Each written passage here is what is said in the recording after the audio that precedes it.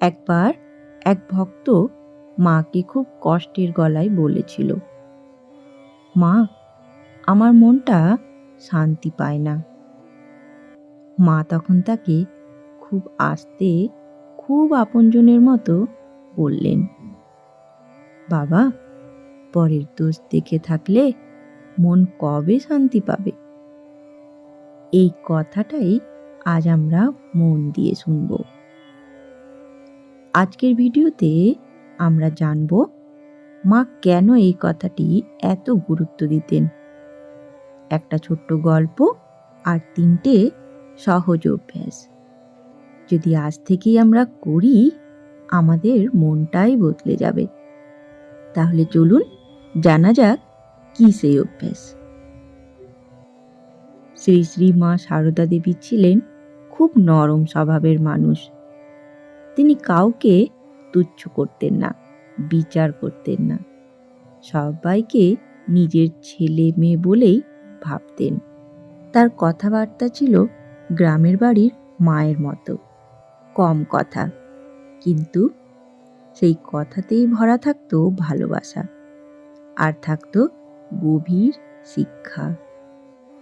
একদিন বাড়ির উঠোনে দুজন ভক্ত কথা বলছিল। ওই লোকের ওই দোষ, ওই মানুষটার ওই দোষ। মা ঘর থেকে বেরিয়ে এলেন, চোখ দুটো শান্ত, মুখে স্নেহ। তিনি বললেন, বাবারা, পরের দোষ খুঁজতে গেলে নিজের মনটাই মলিন হয়ে যায়। একটু নিচের দিকেও তাকাতে শেখো। এটাই ছিল তার গভীর সতর্কবার্তা। চলুন এবারে জানা যাক এই কথাটি কেন এত গুরুত্বপূর্ণ।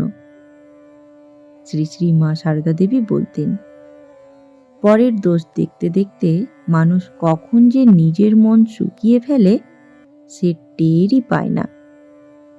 যার মন পরকে বিচার করতে ব্যস্ত থাকে, তার হৃদয়ে শান্তি জমে না। এই কারণেই মা বলতেন, নিজের ভেতর দেখো বাবা, সেখানে আলো আছে। চলুন এবারে একটি বাস্তবমুখী গল্পের সাহায্যে এই কথাটি বোঝার চেষ্টা করি।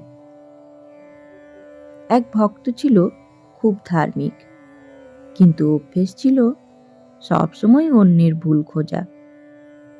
একদিন সে মাকে বলল, মা, আমি তো খারাপ কিছু করি না, তবুও মন শান্ত থাকে না। মা খুব আস্তে হেসে বললেন, তুই খারাপ কিছু করিস না ঠিকই, কিন্তু তোর চোখটা সব সময় বাইরেই থাকে। একটু নিজের দিকে তাকাস রে বাবা। কিছুদিন পর সেই ভক্তই ফিরে এসে বলল, মা, সত্যি শান্তিটা তো ভেতরেই ছিল। আজ আমরা মায়ের এই কথার 3টি সহজ দিক শিখব। যদি মন দিয়ে এটাই আমরা গ্রহণ করি, আমাদের জীবনটাই বদলে যাবে। তাহলে চলুন শুরু করি। প্রথম, নিজের ভুল আগে দেখা। শ্রী শ্রী মা বলতেন, বাবা, রাতে একটু বসে ভাবো, আজ আমি কি কারোর মনে কষ্ট দিলাম? এটা বলার মধ্যে কত গভীরতা আছে দেখুন। আমরা সারাদিনে কত কথা বলি, কত আচরণ করি, কতটা কাকে আঘাত করে যায়, তা আমরা বুঝি না। রাতে 1 মিনিট বসে ভাবুন, আজ আমরা কি কি ভুল করেছি। কাল আমি একটু ভালো হতে পারি কি না। এই সরল অভ্যেস মনকে নরম করে, অহংকার কমায়, শান্তি আনে। এবার দ্বিতীয়, পরকে পর না ভাবা। শ্রী শ্রী মা সারদা দেবী বলতেন, কেউ পর নয় বাবা, সবাই আপনজন। এই কথাটা শুধু দয়ার শিক্ষা নয়, এটা হলো হৃদয়ের প্রশান্তি পাওয়ার পথ। যাকে আমরা শত্রু ভাবি, তার ভেতরেও আলো আছে। শ্রী শ্রী মা বলতেন, সেটা দেখতে শেখো। একবার একজন মহিলা এক বাড়ির একজনকে খুব অপছন্দ করতেন। এই কথাটি সে এসে মাকে বলল। মা, তার জন্যই আমার মন খারাপ থাকে। তখন মা বললেন, তাকে আপন মনে করো মা, দেখবে কষ্টটা কমে যাবে। মহিলা পরে সত্যিই বলেছিলেন। মা ঠিকই বলেছিলেন, মনটা হালকা হয়ে গেল। এবার তৃতীয়, দোষ দেখে রাগ না বাড়িয়ে সেবা করা। শ্রী শ্রী মা শারদার সবচেয়ে বড় শিক্ষা, রাগ বাড়িয়ে নয়, সেবা করে মনকে বদলানো। শ্রী শ্রী মা বলতেন, যে তোমাকে কষ্ট দেয় তুমি তার জন্য একটু ভালো কাজ করো। কথাটা কঠিন, কিন্তু করলে হৃদয় পরিষ্কার হয়। যে মানুষ আপনাকে অপমান করছে তার জন্য যদি আপনি একটা ছোট্ট কাজ করেন, হয়তো এক গ্লাস জল বাড়িয়ে দিলেন, হয়তো চুপ করে তাকে ক্ষমা করে দিলেন, মন দেখবেন শান্ত হয়ে গেছে। তাহলে এখানে আমরা জানলাম মায়ের 3টি শিক্ষা। প্রথম, নিজের ভুল আগে দেখা। দ্বিতীয়, কাউকে পর না ভাবা। তৃতীয়, রাগ বাড়িয়ে নয়, সেবা করে মন বদলাও।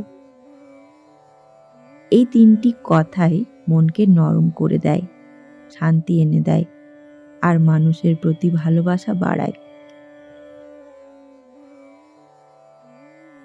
চলুন মনে মনে বলি, মা, আমাদের মনটা একটু শান্ত করো। যদি আপনি আগামী 7 দিন মায়ের এই 3টি কথা মানতে চান, তাহলে কমেন্টে লিখে জানান, মা, আমি চেষ্টা করব। এছাড়া আরও একটি কাজ, ভিডিওটি আপনার 3 জন প্রিয় মানুষকে পাঠিয়ে দিন, যাদের মনেও আজ একটু শান্তি দরকার। ধন্যবাদ। এবারে দেখা হচ্ছে পরের ভিডিওতে। পরের ভিডিওতে আমরা জানব ঠাকুরের সেই 5টি ভুল, যা করলে কৃপা ধীরে ধীরে দূরে সরে যায়। বন্ধুগণ, যাবার আগে একটি অনুরোধ, যদি এখনো অবধি চ্যানেলটিকে সাবস্ক্রাইব করে না থাকেন, তাহলে অনুরোধ রইল ঠাকুর, মা ও স্বামীজির এই চ্যানেলটিকে সাবস্ক্রাইব করে নেওয়ার, যাতে তাদের এই বাণী আপনার কাছেও সবার প্রথমে পৌঁছে যায়। ধন্যবাদ। ভালো থাকবেন। জয় ঠাকুর, জয় মা, জয় স্বামীজি।